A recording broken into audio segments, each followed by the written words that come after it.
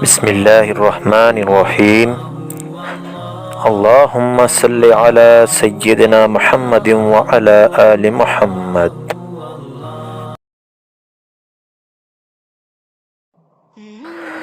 دوستو، ایک مرتبہ کا ذکر ہے، ترکستان کا ایک بادشاہ لمبی عمر کا خواہاں تھا۔ وہ چاہتا تھا کہ وہ ساری زندگی زندہ رہے، وہ مرنا نہیں چاہتا تھا۔ اس کے طبیبوں نے اسے مشورہ دیا کہ ہندوستان کی سرزمین پر ایسی جڑی بوٹیاں ہیں جن کی تاثیر آب حیات کی سی ہے۔ اگر وہ آپ جڑی بوٹیاں منگوا لیں تو ہم آپ کو ایک ایسی دوا بنا کر دیں گے، اگر وہ آپ کھا لیں گے تو آپ ساری زندگی زندہ رہیں گے۔ اس بادشاہ نے 10 لوگوں پر مشتمل ایک وفد تیار کیا۔ اس وفد کو اس نے ہندوستان کے راجا کے پاس اپنے پیغام کے ساتھ بھجوا دیا۔ اس وفد میں ترکستان کے کچھ طبیبوں کے علاوہ بادشاہ کے کچھ خاص مشیر بھی شامل تھے۔ وہ وفد ہندوستان کے راجا کے پاس پہنچا اور ترکستان کے بادشاہ کا پیغام دیا۔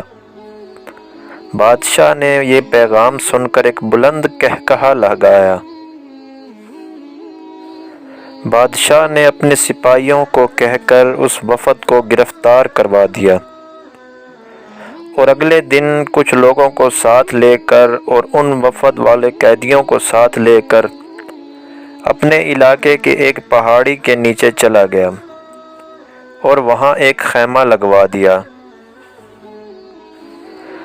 ان وفد والے 10 لوگوں کو اس نے اس خیمے میں قید کر دیا اور باہر اپنے سپاہی تعینات کر دیے، اور ان وفد والوں کو حکم دیا کہ جب تک یہ پہاڑ نہیں گرتا تم لوگوں کو میں آزادی نہیں دے سکتا۔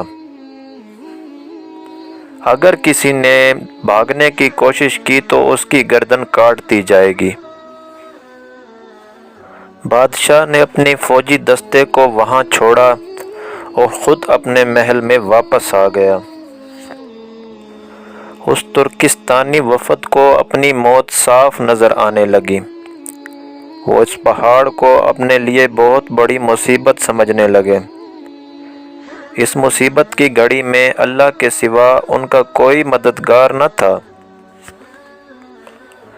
وہ سب اللہ کے حضور سجدہ ریز ہو گئے اور گڑ گڑا کے دعائیں کرنے لگے کہ یا اللہ ہمیں اس مصیبت سے بچا۔ وہ صرف ضروری کاموں کے لیے سجدے سے سر اٹھاتے اور پھر سجدے میں گر جاتے اور رب سے گڑ گڑا کے دعائیں کرنے لگتے۔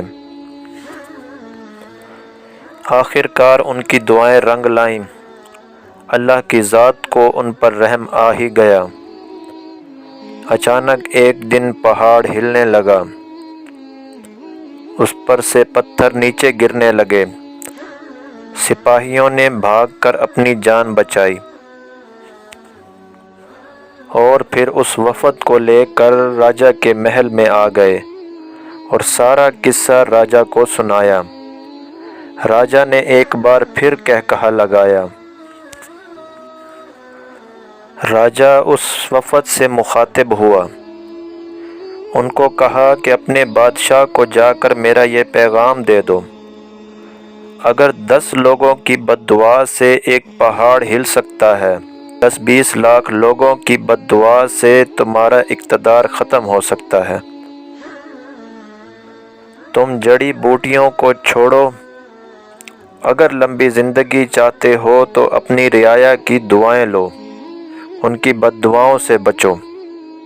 تمہیں لمبی زندگی کے لیے کسی جڑی بوٹی کی پھر ضرورت نہیں رہے گی۔ تو دوستو، یہ تھا ایک چھوٹا سا قصہ۔ امید کرتے ہیں آپ کو پسند آیا ہوگا۔